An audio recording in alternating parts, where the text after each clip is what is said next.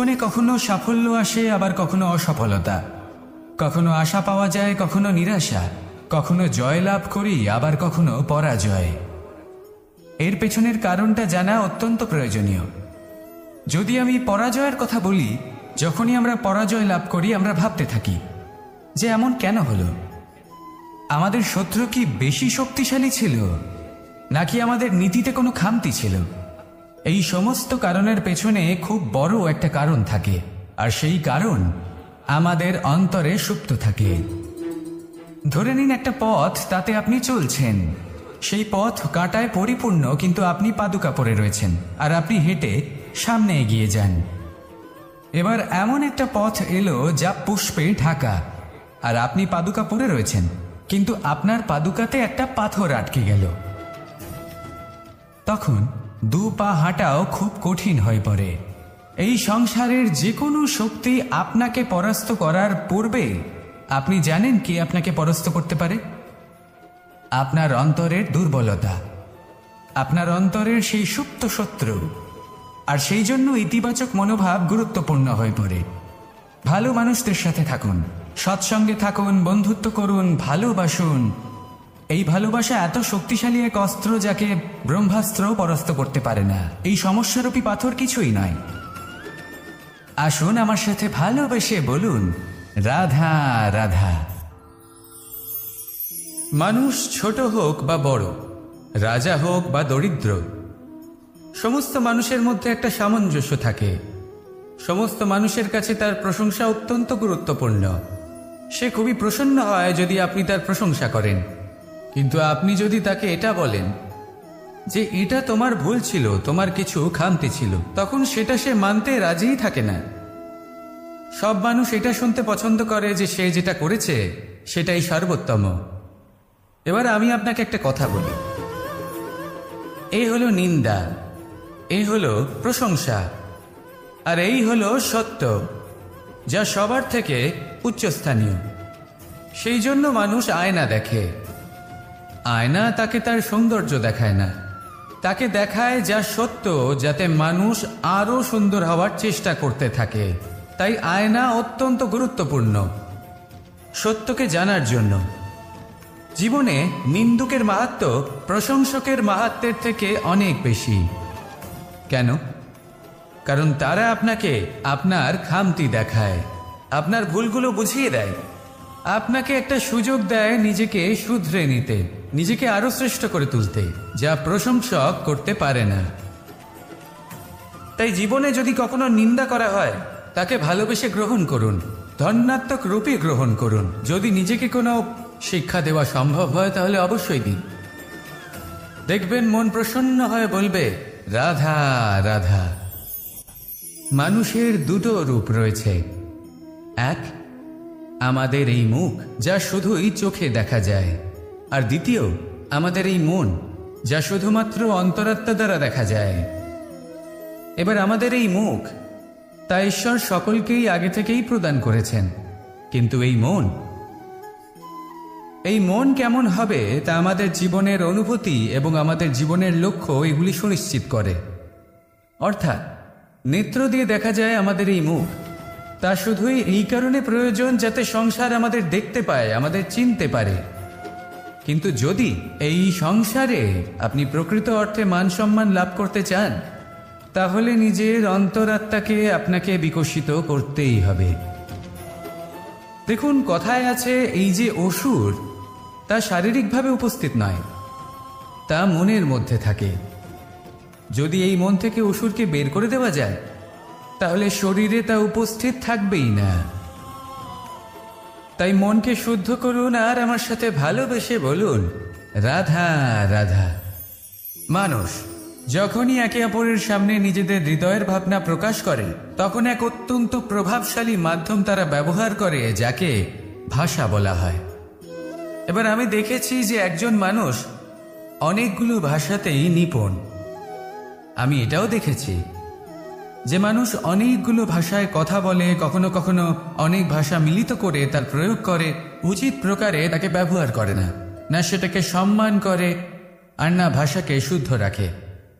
আর এটা হলো অনুচিত। যদি ভাষাকে শুদ্ধ রাখেন তাহলে ভাষা আপনার চরিত্রকে শুদ্ধ রাখবে, তা আপনার একাগ্রতা বাড়িয়ে তুলবে। এই প্রত্যেক ধ্বনিকে অনুভব করে যদি আপনি শব্দের উচ্চারণ করেন, ভাষাকে প্রয়োগ করেন, তাহলে আপনিও আনন্দ পাবেন, আর যিনি শুনছেন সেই ব্যক্তির কানেও মধুর শব্দ বাজবে।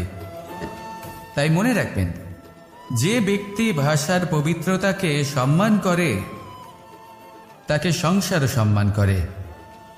ভাষাকে শুদ্ধ এবং পবিত্র রাখুন, তাহলে ভাষা আপনার চরিত্রকেও শুদ্ধ এবং পবিত্র রাখবে। আর এই মন সুপ্রসন্ন হয়ে বলবে, রাধা রাধা। এ হলো রামায়ণের সময়কালের কথা। সেতু নির্মাণ করার কাজ চলছিল। সমস্ত বানর সেনা এই কাজে নিযুক্ত হয়েছিলেন। বড় বড় পাথর তুলে নিয়ে এই বানর সেনা সমুদ্রে ফেলছিলেন। এই কাজ চলছিল। এমন সময় ছোট্ট একটা কাঠবিড়ালি এলো। ছোট ছোট মাটির ডেলা হাতে নিয়ে সাগরের কাছে যাচ্ছিল আর বড় বড় পাথরের পাশে রেখে দিচ্ছিল। যথাসম্ভব সেখানে রেখে আসছিল। সারা দিন ধরে সে এই পরিশ্রম করেই যাচ্ছিল। এবার শ্রীরাম তার এই কাজ দেখতে পেলেন। সেই ছোট্ট কাঠবিড়ালিটিকে নিজের হাতে তুলে নিলেন এবং অত্যন্ত ভালোবেসে তার পিঠে হাত বুলিয়ে দিলেন। কথায় আছে যে কাঠবিড়ালির পিঠে যে দাগ আছে সেই 3টি দাগ এসেছে শ্রীরামচন্দ্রের 3 আঙুলের থেকে। যে কাজ আপনি করছেন তাতে সমস্ত শক্তি প্রয়োগ করুন। যতটা আপনার সামর্থ্য রয়েছে, যতটা আপনার প্রতিভা রয়েছে, সম্পূর্ণভাবে উৎসর্গ করে দিন। ঠিক এমনভাবে কর্ম করুন। সেই কাঠবিড়ালি কিন্তু তাই করেছিল। সেই জন্য শ্রীরামের সাথে সেও সেই কাহিনীতে অমর হয়ে গেছিল। সম্পূর্ণ শক্তি প্রয়োগ করুন, সম্পূর্ণ সামর্থ্যের সাথে কর্ম করুন, কারণ এটাই হলো শ্রেষ্ঠ পথ কোনো কর্ম করার। আসুন আমার সাথে ভালোবেসে বলুন, রাধা রাধা। এই সংসারে যখন সাফল্যের পথে আপনি অগ্রসর হবেন, তখন আপনার পরিশ্রম, একাগ্রতা, সাহসের সাথে সাথে সমাজের মানসিকতাও সহ্য করতে হবে। প্রত্যেক ব্যক্তি কিছু না কিছু ভাবেন, কিছু না কিছু বলেন। কিছু মানুষ এমন আছেন যারা ভাববেন যে আপনি কিছুই করতে পারবেন না। তারা আপনার নিন্দা করবেন, আর এই নিন্দার কথা ভেবেই আমরা ভয়ভীত হয়ে পড়ি। সেই কারণে নিজেদের আশা, নিজেদের বিশ্বাস হারিয়ে ফেলি।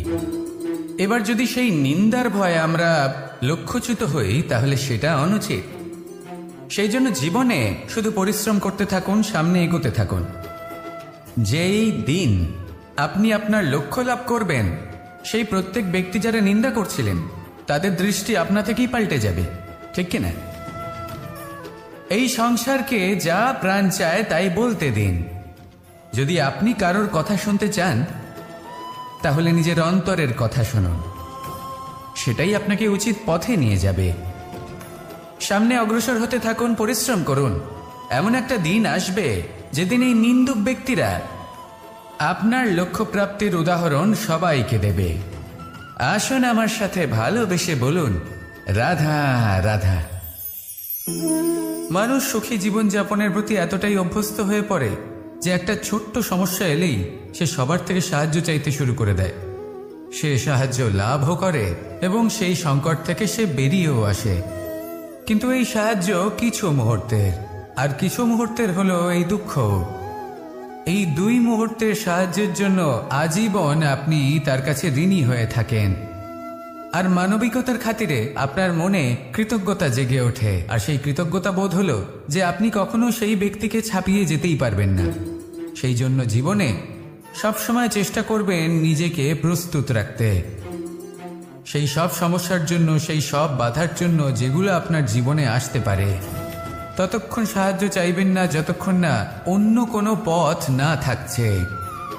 সাহায্য চাওয়া অনুচিত নয়, কিন্তু সাহায্য চাইলে এবং সাহায্য পেলে আপনি আজীবন কৃতজ্ঞ এবং ঋণী হয়ে থাকবেন।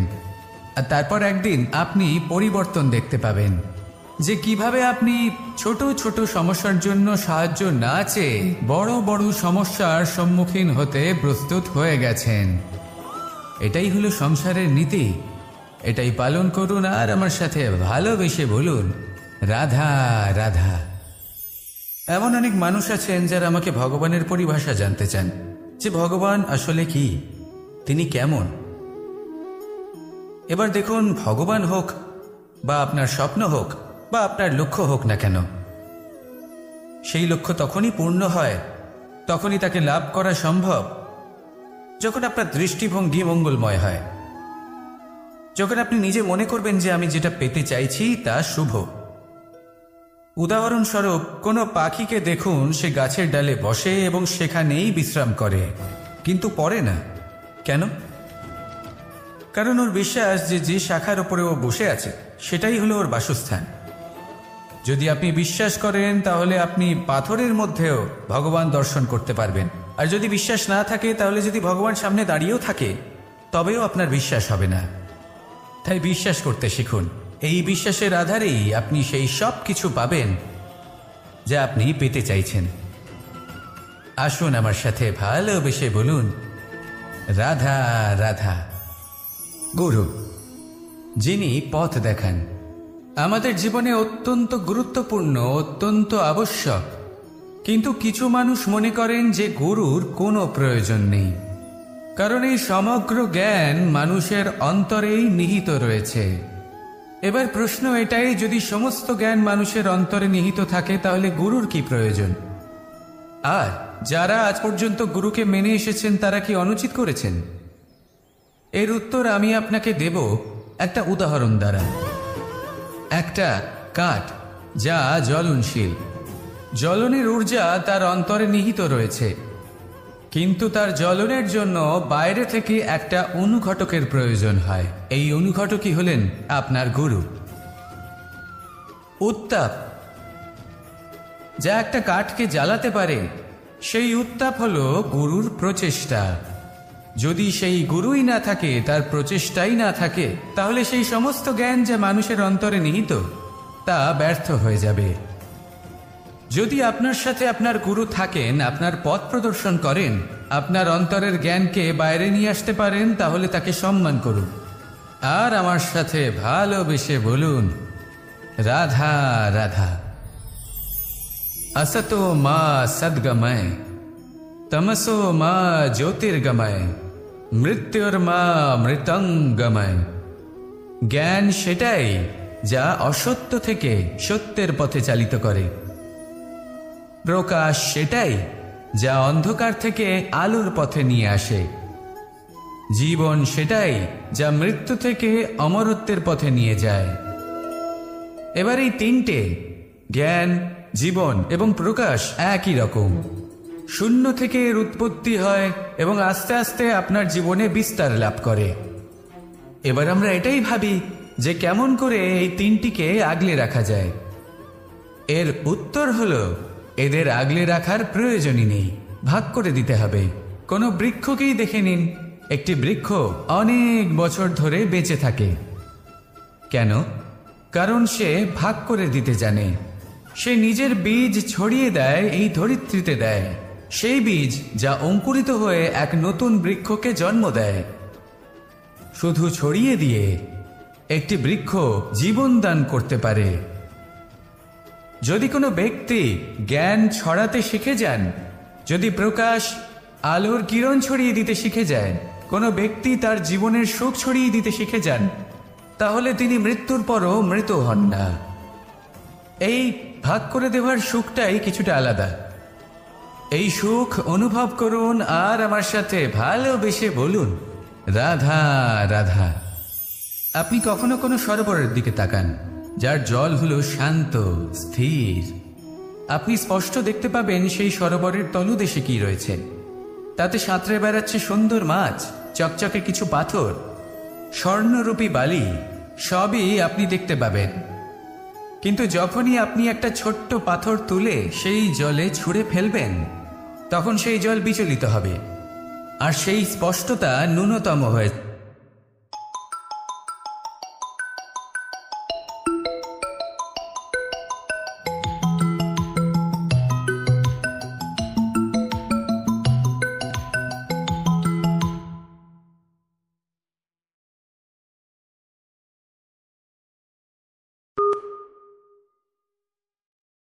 যাবে, তারপর কিছুই স্পষ্টভাবে দেখা যাবে না।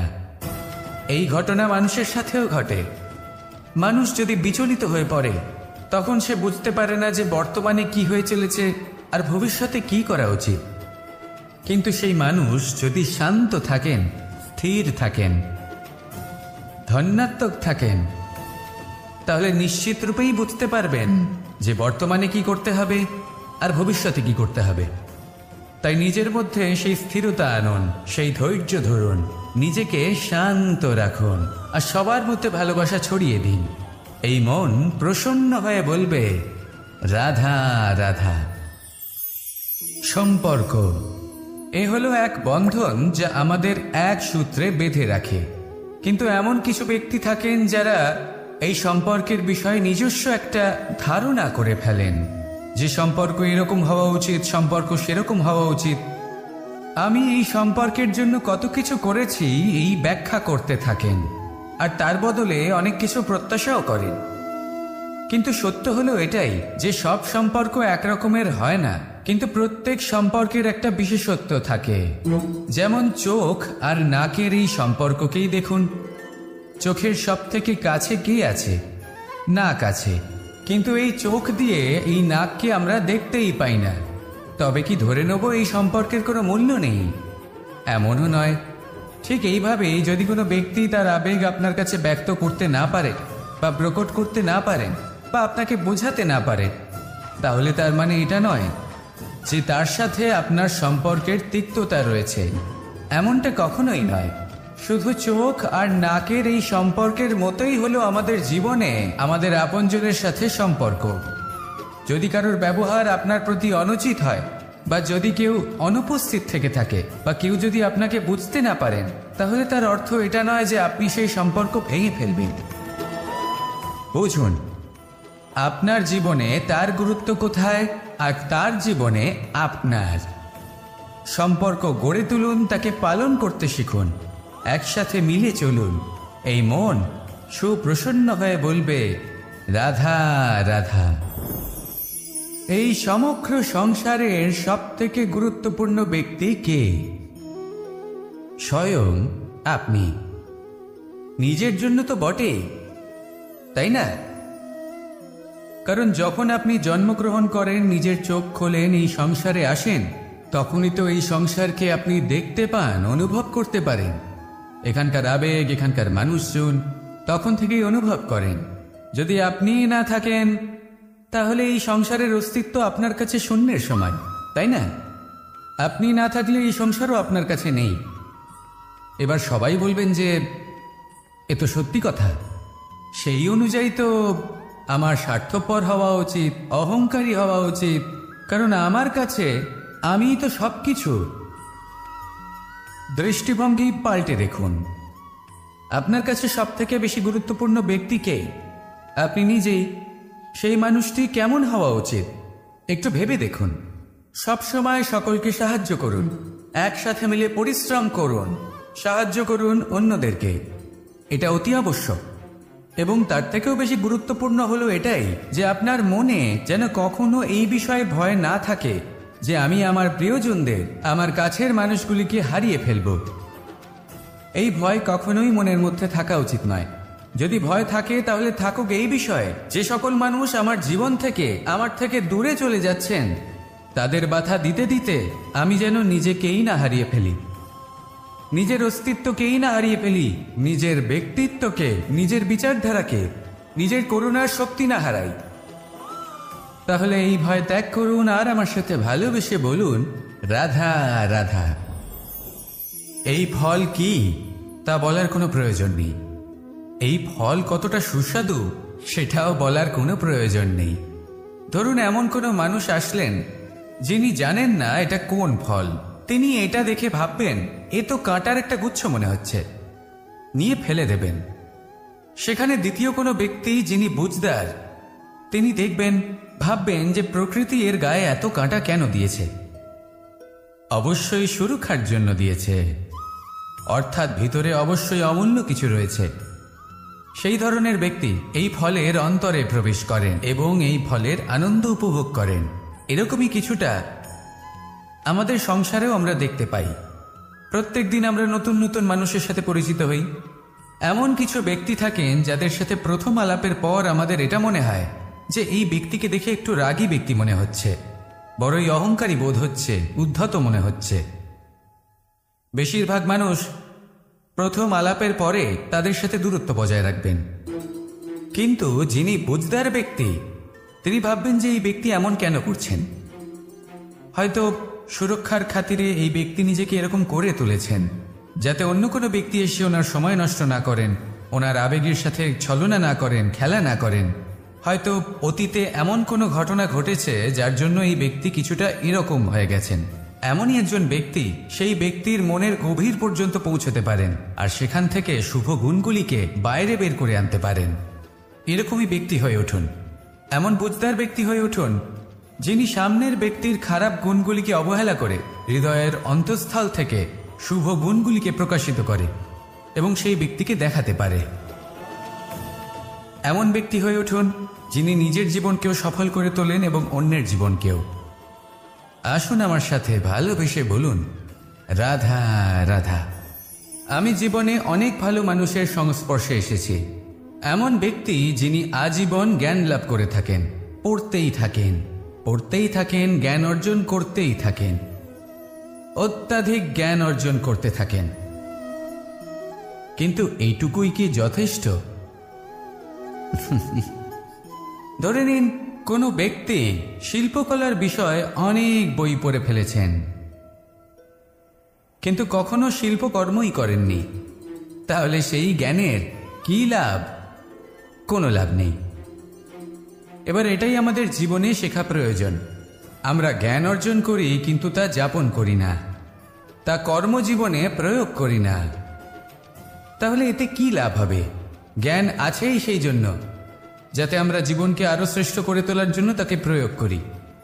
এই জ্ঞান এবং কর্মের একসাথে পথ চলাটাই আবশ্যক, তবেই এই জ্ঞান অভিজ্ঞতায় পরিণত হবে। আর অভিজ্ঞতা দ্বারা যে জ্ঞান লাভ হয় সেটাই সবথেকে বেশি গুরুত্বপূর্ণ, সেটাই হলো সবথেকে বেশি লাভদায়ক। সেই জন্য শুধু জ্ঞান অর্জন করবেন না, তাকে প্রয়োগ করুন, তাকে কর্মজীবনে প্রয়োগ করুন, জীবনকে আরো শ্রেষ্ঠ করে তুলুন। আর আমার সাথে ভালোবেসে বলুন, রাধা রাধা। এটা হলো একটা সাদা পাতা, এই পত্র সেটাই হয়ে উঠবে। সেই রকমই হলো আমাদের জীবন। আমরা যেমন কর্ম আমরা করব, আমাদের অস্তিত্ব এবং ব্যক্তিত্ব ঠিক তেমনই হয়ে উঠবে। যদি আপনি একটা অসাধারণ, উজ্জ্বল এবং সম্মানজনক জীবনযাপন করতে চান, তাহলে তার একটা রহস্য আপনাকে বলি। যেমন কথন হবে, কর্ম তেমন হবে। অর্থাৎ যতটুকু বলেছেন ততটুকুই করুন, আর যতটুকু করেছেন ততটুকুই বলুন। এই একটা নিয়ম যদি আপনারা পালন করেন, তাহলে এই সংসারের সমস্ত পণ্ডিত আপনাকে অবশ্যই সম্মান করবেন। তাহলে এটাই করুন আর আমার সাথে ভালোবেসে বলুন, রাধার এই গভীরতা তাদের জীবনে বড় সুখ নিয়ে আসে। এটা ঠিক সেই রকম যেরকম বিশাল এক সমুদ্রে, গভীর এক সমুদ্রে অমূল্য রত্ন খুঁজে পাওয়া যায়, এটাও ঠিক সেই রকমই। সেই জন্য জীবনে বড় বড় সুখের খোঁজ করতে গিয়ে সময় নষ্ট করবেন না। এই যে ছোট ছোট সুখ আছে, এগুলোকে যাপন করা শুরু করুন, এগুলোর আনন্দ লাভ করুন, এগুলো নিয়ে উৎসব পালন করুন, প্রেমের গভীরতা বুঝুন আর এই গভীর প্রেমে মন নিমজ্জিত করুন। তারপরে দেখুন এই মন আর এই জীবন সুপ্রসন্ন হয়ে বলবে, রাধা রাধা। মানুষের জন্ম কখনো তার ভবিষ্যৎ নির্ধারণ করতে পারে না। হ্যাঁ, ওর জীবনযাত্রা অবশ্যই সুখময় হতে পারে, নির্ভর করে যে ও কোন পরিবারে জন্ম নিচ্ছে, তার পরিবার পরিজন কে হন, তার মাতা পিতা কে হন, তাকে কেমন শিক্ষা দেওয়া হয়েছে, কেমন ভাবে পালন করা হচ্ছে। সে কিন্তু কুপাত্রও হতে পারে, আবার সুপাত্রও হতে পারে। কিন্তু সে চলে যাওয়ার পর এই সংসার তাকে মনে রাখবে নাকি না? আর যদি মনেও রাখে, তাহলে কিভাবে মনে রাখবে সেটা নির্ভর করছে তার কর্ম এবং তার নির্বাচনের উপর। ঠিক যেমন বর্ষার এই জলের ফোঁটা যখন মেঘ থেকে ঝরে পড়ে, তখন তার এই নির্বাচন হলো গুরুত্বপূর্ণ, কারণ তার নির্বাচন তার উপর নির্ভর করছে তার ভবিষ্যৎ কেমন হবে। ঝিনুকের মুখে পড়লে মুক্ত হয়ে ওঠে, সাপের মুখে পড়লে বিষ, আর যদি কোনো পাতায় পড়ে তাহলে শিশিরে পরিণত হয়। তাহলে কর্ম এবং নির্বাচন দুটি জীবনে গুরুত্বপূর্ণ। এদের বিষয়ে বিশেষ যত্ন নেবেন এবং আমার সাথে ভালোবেসে বলবেন, রাধা রাধা। আমাদের সকলের কাছে বৃক্ষ অত্যন্ত প্রিয়। আমরা সর্বদাই চাই এই বৃক্ষ যেন সবুজ থাকে, ফুলে ফলে ভরে থাকে, আমাদের ছায়া প্রদান করে, তা যেন সুস্থ থাকে, আমাদের ফল প্রদান করে। আর সেই জন্য আমরা প্রতিদিন সেই বৃক্ষকে জল প্রদান করি। কিন্তু কখনো ভেবে দেখেছেন যে জল তো আমরা বৃক্ষের গোড়ায় দিই, তারপরেও এই জল সেই বৃক্ষের প্রত্যেকটি পাতায় ঠিক পৌঁছে যায়? এটা কিভাবে সম্ভব? কিছুটা এরকমই হলো আমাদের কর্ম। যদি এই পৃথিবীতে থেকে শুদ্ধ মনে সৎকর্ম করেন, এই কর্ম সোজা ঈশ্বরের কাছে গিয়ে পৌঁছয়। যদি শ্রদ্ধাভাব নিয়ে সমর্পিত হয়ে শুদ্ধ চিত্তে আপনি কাউকে সেবা করেন, তা সে মাতা পিতাই হোক, পরিবার হোক, গুরু হোক, পশুপক্ষী হোক বা সমাজ হোক, তাহলে সেটা সোজা ঈশ্বরের চরণে সমর্পিত হয়। সবসময় শুদ্ধ চিত্তে সমর্পিত হয়ে এবং মনে শ্রদ্ধা ভাব নিয়ে কর্ম করুন। ঈশ্বর নিজে থেকেই এর ফল আপনাকে প্রদান করবেন। আসুন আমার সাথে ভালোবেসে বলুন, রাধা রাধা। ইচ্ছে এবং চেষ্টা এই দুই মানুষের মধ্যে আছে, কিন্তু এই দুইয়ের মধ্যে সামঞ্জস্য থাকা খুব প্রয়োজন। আপনার যা ইচ্ছে সেটা পূর্ণ করার জন্য চেষ্টার প্রয়োজন তো অবশ্যই। আপনি যে স্বপ্ন দেখেন সেটা পূর্ণ করার জন্য নিদ্রা ত্যাগ করে চেষ্টা করা অত্যন্ত প্রয়োজনীয়, নয়তো এই স্বপ্ন কখনোই পূর্ণ হবে না। যদি আপনি কোনো প্রশ্নের উত্তর চান তাহলেও আপনাকে চেষ্টা করতেই হবে। জীবনে যদি সামনে এগোতে হয় তাহলে পাকে কষ্ট দিয়ে সামনে এগোতে হবে, চেষ্টা অবশ্যই করতে হবে। যদি আপনি চেষ্টা না করেন, পরিশ্রম না করেন, তাহলে এই সংসার আপনাকে পেছনে ফেলে সামনে এগিয়ে যাবে। নিজের ইচ্ছেগুলিকে মন থেকে বাস্তবে আনুন আর চেষ্টার দ্বারা তাকে সার্থক করুন। এই মন প্রসন্ন হয়ে বলবে, রাধা রাধা। জীবনে কখনো সাফল্য আসে, আবার কখনো অসফলতা, কখনো আশা পাওয়া যায়, কখনো নিরাশা, কখনো জয় লাভ করি, আবার কখনো পরাজয়। এর পেছনের কারণটা জানা অত্যন্ত প্রয়োজনীয়। যদি আমি পরাজয়ের কথা বলি, যখনই আমরা পরাজয় লাভ করি আমরা ভাবতে থাকি যে এমন কেন হলো? আমাদের শত্রু কি বেশি শক্তিশালী ছিল, নাকি আমাদের নীতিতে কোনো খামতি ছিল? এই সমস্ত কারণের পেছনে খুব বড় একটা কারণ থাকে, আর সেই কারণ আমাদের অন্তরে সুপ্ত থাকে। ধরে নিন একটা পথ, তাতে আপনি চলছেন, সেই পথ কাঁটায় পরিপূর্ণ, কিন্তু আপনি পাদুকা পরে রয়েছেন আর আপনি হেঁটে সামনে এগিয়ে যান। এবার এমন একটা পথ এলো যা পুষ্পে ঢাকা, আর আপনি পাদুকা পরে রয়েছেন, কিন্তু আপনার পাদুকাতে একটা পাথর আটকে গেল। তখন দু পা হাঁটাও খুব কঠিন হয়ে পড়ে। এই সংসারের যে কোনো শক্তি আপনাকে পরাস্ত করার পূর্বে আপনি জানেন কি আপনাকে পরাস্ত করতে পারে?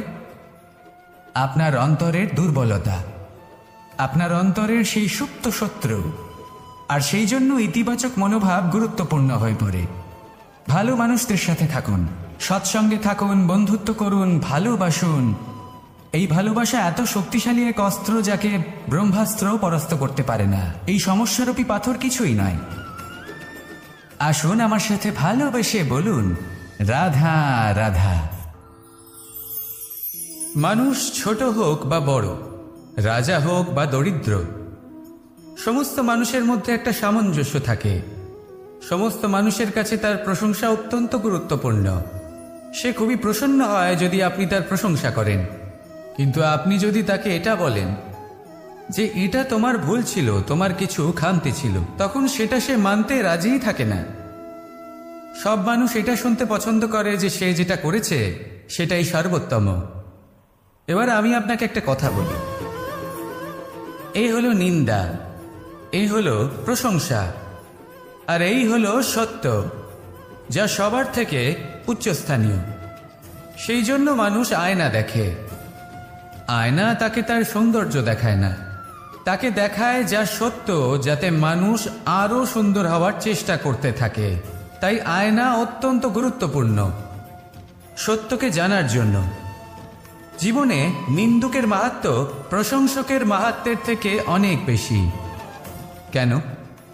কারণ তারা আপনাকে আপনার খামতি দেখায়, আপনার ভুলগুলো বুঝিয়ে দেয়, আপনাকে একটা সুযোগ দেয় নিজেকে শুধরে নিতে, নিজেকে আরো শ্রেষ্ঠ করে তুলতে, যা প্রশংসক করতে পারে না।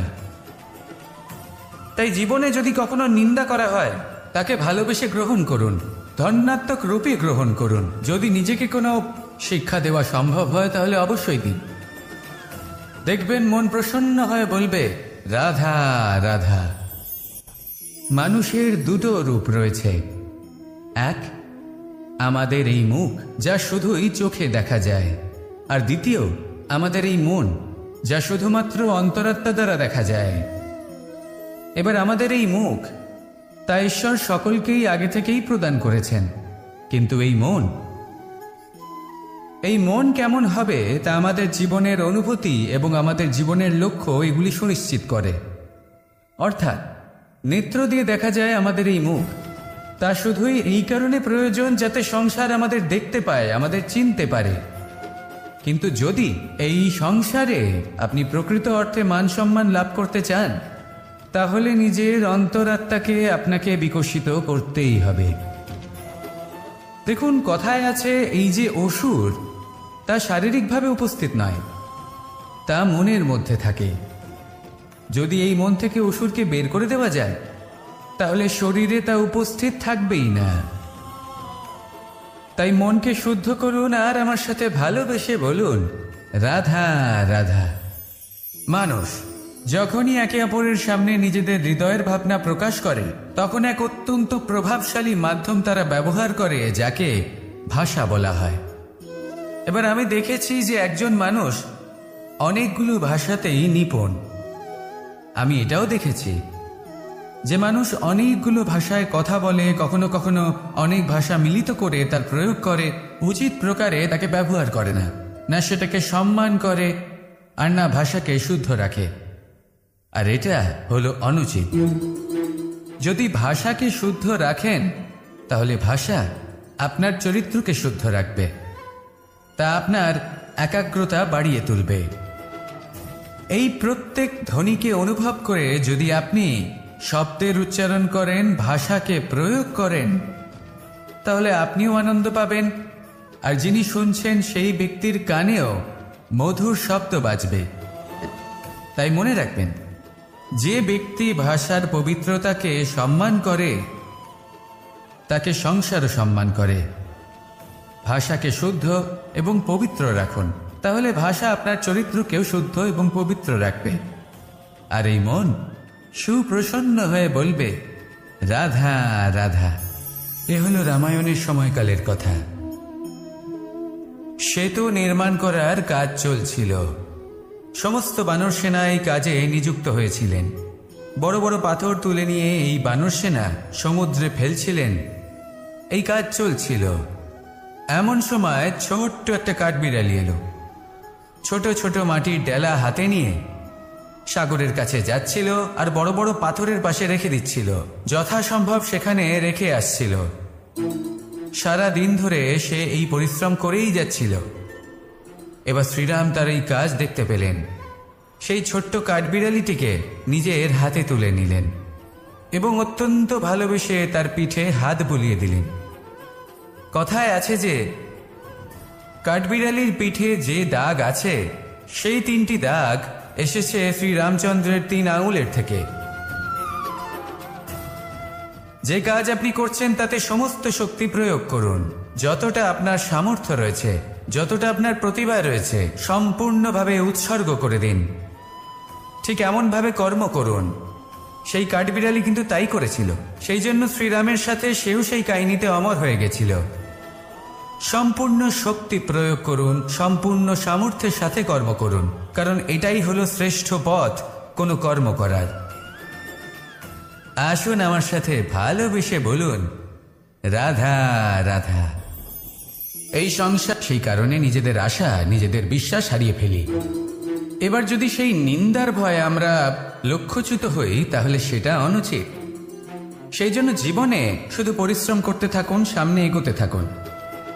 যেই দিন আপনি আপনার লক্ষ্য লাভ করবেন, সেই প্রত্যেক ব্যক্তি যারা নিন্দা করছিলেন তাদের দৃষ্টি আপনা থেকেই পাল্টে যাবে, ঠিক কিনা? এই সংসারকে যা প্রাণ চায় তাই বলতে দিন। যদি আপনি কারোর কথা শুনতে চান তাহলে নিজের অন্তরের কথা শুনুন, সেটাই আপনাকে উচিত পথে নিয়ে যাবে। সামনে অগ্রসর হতে থাকুন, পরিশ্রম করুন। এমন একটা দিন আসবে যেদিন এই নিন্দুক ব্যক্তিরা আপনার লক্ষ্য প্রাপ্তির উদাহরণ সবাইকে দেবে। আসুন আমার সাথে ভালোবেসে বলুন, রাধা রাধা। মানুষ সুখী জীবনযাপনের আর কিছু মুহূর্তের হলো এই দুঃখ। এই 2 মুহূর্তের সাহায্যের জন্য আজীবন আপনি তার কাছে ঋণী হয়ে থাকেন। আর মানবিকতার খাতিরে আপনার মনে কৃতজ্ঞতা জেগে ওঠে। আর সেই কৃতজ্ঞতা বোধ হলো যে আপনি কখনো সেই ব্যক্তিকে ছাপিয়ে যেতেই পারবেন না। সেই জন্য জীবনে সবসময় চেষ্টা করবেন নিজেকে প্রস্তুত রাখতে, সেই সব সমস্যার জন্য, সেই সব বাধার জন্য যেগুলো আপনার জীবনে আসতে পারে। ততক্ষণ সাহায্য চাইবেন না যতক্ষণ না অন্য কোনো পথ না থাকছে। সাহায্য চাওয়া অনুচিত নয়, কিন্তু সাহায্য চাইলে এবং সাহায্য পেলে আপনি আজীবন কৃতজ্ঞ এবং ঋণী হয়ে থাকবেন। আর তারপর একদিন আপনি পরিবর্তন দেখতে পাবেন যে কিভাবে আপনি ছোট ছোট সমস্যার জন্য সাহায্য না চেয়ে বড় বড় সমস্যার সম্মুখীন হতে প্রস্তুত হয়ে গেছেন। এটাই হলো সংসারের নীতি। এটাই পালন করুন আর আমার সাথে ভালোবেসে বলুন, রাধা রাধা। উদাহরণস্বরূপ কোনো পাখিকে দেখুন, সে গাছের ডালে বসে এবং সেখানেই বিশ্রাম করে, কিন্তু পড়ে না। কেন? কারণ ওর বিশ্বাস যে যে শাখার উপরে ও বসে আছে সেটাই হলো ওর বাসস্থান। যদি আপনি বিশ্বাস করেন তাহলে আপনি পাথরের মধ্যেও